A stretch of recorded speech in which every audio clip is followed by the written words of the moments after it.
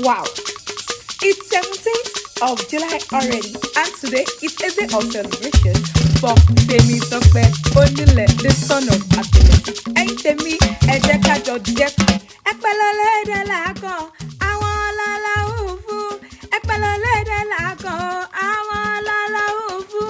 Omi ò ṣe é gbé lọ síbì kan láíláí, ọ̀sà ò ṣe é gbé lọ síbì kan o. Ẹpẹlẹlẹ́dẹ̀ làákàn, àwọn ọlọ́lá òfu. Ọlọ́jọ́ òbítò ní mọ́ọ̀dà kọjọ.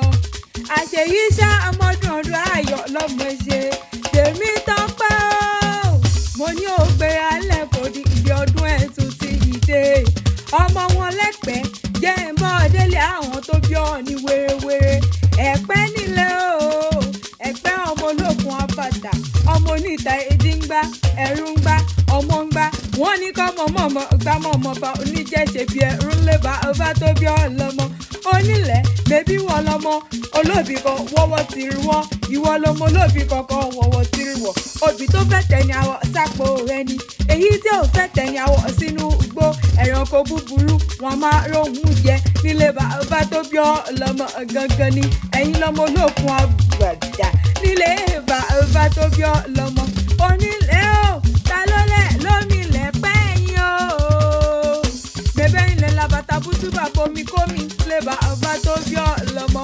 Ẹ̀pẹ́ níbi tá a ti ń rẹ́jà, níbi tá a ti ń rédé. Bébé ilẹ̀ lédè, ẹ̀yin lẹ̀ lakàn, ẹ̀yin lẹ̀ lomi nílé bàbá tó bí ọ lọ́mọ gangan. Ìran ẹ̀pẹ́ ní kọ́lé, ìran ẹ̀pẹ́ ní lówó wà sí máa kọ́lé wọn a máa ra mọ́tò nílé bàbá tó bí ọ lọ́mọ gangan ni. Ó ti wá sọdún ọdún yìí, àṣeyí ṣá ọmọdún, àṣeyí ṣá ọmọdún nínú owó, nínú ọlá, nínú ikú tí ń ṣe báàlẹ̀ ọ̀rọ̀ òkùnkùn ni. Béèyàn kan bá pé o má dà mọ́dún, wí fún wọn wípé ọdọọdún lẹ́lẹ́dẹ̀ ń ràròkàn, ọdọọdún nìrèké ń so, ọdọọdún lóró gbóngbó, ọdọọdún ló mọ̀ bí ọbẹ̀ nífẹ̀ẹ́ ṣe ìran àtẹlẹsẹ̀ wọn sì má bẹ̀rẹ̀ wò. Ojú tó fi ń wòran lù, ojú tó fi ń wòran lù ijó, òní fojú ọ̀hún sunkún làgbòrò lọ lórí ẹbí lórí ara rẹ̀ láṣẹ lédùn ùmáre.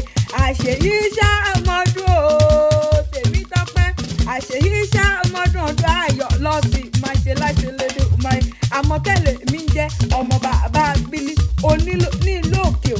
Ojú ló bá ṣe méjì wọn àwo rẹsẹ̀, ló bá ṣe méjì wọn yẹn. Bí bá ṣe méjì wọn àjọ òkò téńté lé bàbá tó bí mi lọ́mọ. Àjíṣọlá ni mí, àjígbọ́rọ̀, eléṣì ọmọ bá gbàdá. Tèmi Tọ́pẹ́ onílẹ̀ mọ́ọ̀dà kọjọ orí rẹ̀ ní burú, ìṣẹ̀dá rẹ̀ ní gbàbọ̀dì. Oṣọdún ọdún yìí tó bá dá ọmọdún, tó tún dá ọmọdún, tó tún dá ọmọdún, tó tún dá ọmọdún kájọ fà ikúdẹ̀gbẹ̀ ẹ̀rani láṣẹ lédùn òmàrè. Happy birthday to you o. Onílẹ̀ ọmọ blessing, may you walk and never stumble nílé ayé. May you continue to progress in all your endeavours nílé ayé. Àṣeyí ṣá